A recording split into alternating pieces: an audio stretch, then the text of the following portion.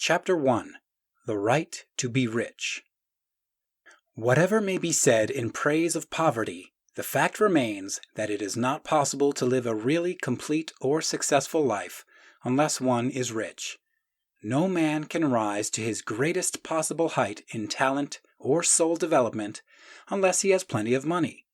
For to unfold the soul and to develop talent, he must have many things to use, and he cannot have these things unless he has money to buy them with.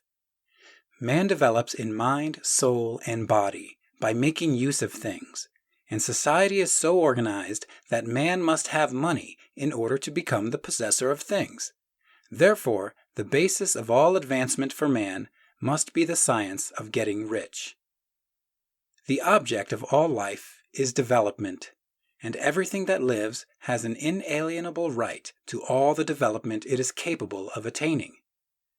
Man's right to life means his right to have the free and unrestricted use of all the things which may be necessary to his fullest mental, spiritual, and physical unfoldment, or, in other words, his right to be rich. In this book, I shall not speak of riches in a figurative way. To be really rich does not mean to be satisfied or contented with a little.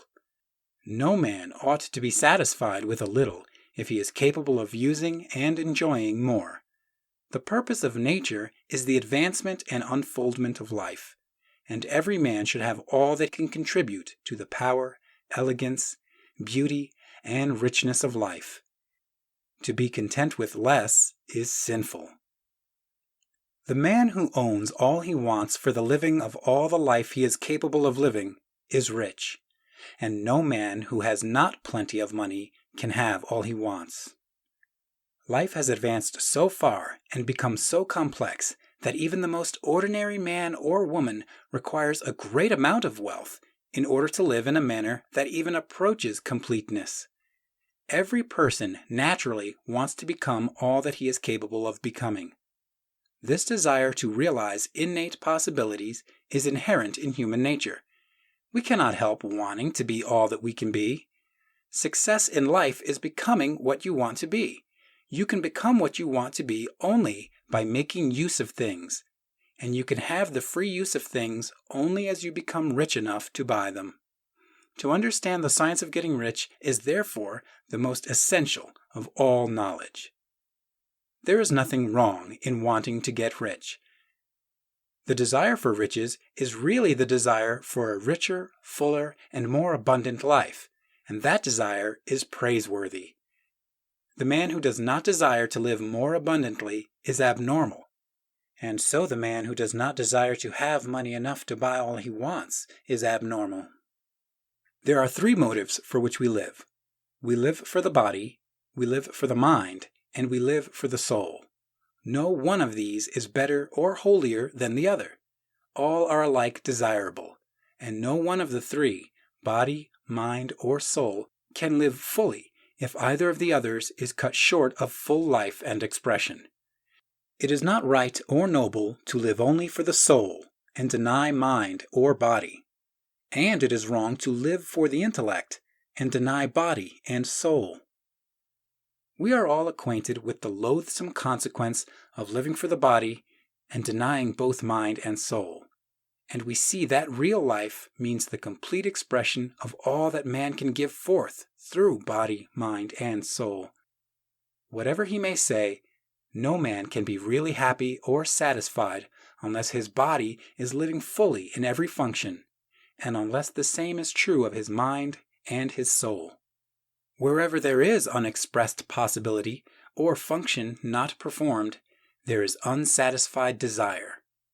Desire is possibility seeking expression, or function seeking performance.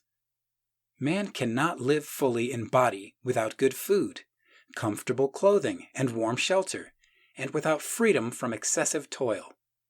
Rest and recreation are also necessary to his physical life. He cannot live fully in mind without books and time to study them, without opportunity for travel and observation, or without intellectual companionship. To live fully in mind, he must have intellectual recreations and must surround himself with all the objects of art and beauty he is capable of using and appreciating. To live fully in soul, man must have love, and love is denied expression by poverty. Man's highest happiness is found in the bestowal of benefits on those he loves. Love finds its most natural and spontaneous expression in giving. The man who has nothing to give cannot fill his place as a husband or father, as a citizen or as a man. It is in the use of material things that man finds full life for his body, develops his mind, and unfolds his soul. It is therefore of supreme importance to him that he should be rich. It is perfectly right that you should desire to be rich. If you are a normal man or woman, you cannot help doing so. It is perfectly right that you should give your best attention to the science of getting rich, for it is the noblest and most necessary of all studies. If you neglect this study, you are derelict in your duty to yourself, to God, and to humanity. For you can render God and humanity no greater service than to make the most of yourself. End of chapter 1.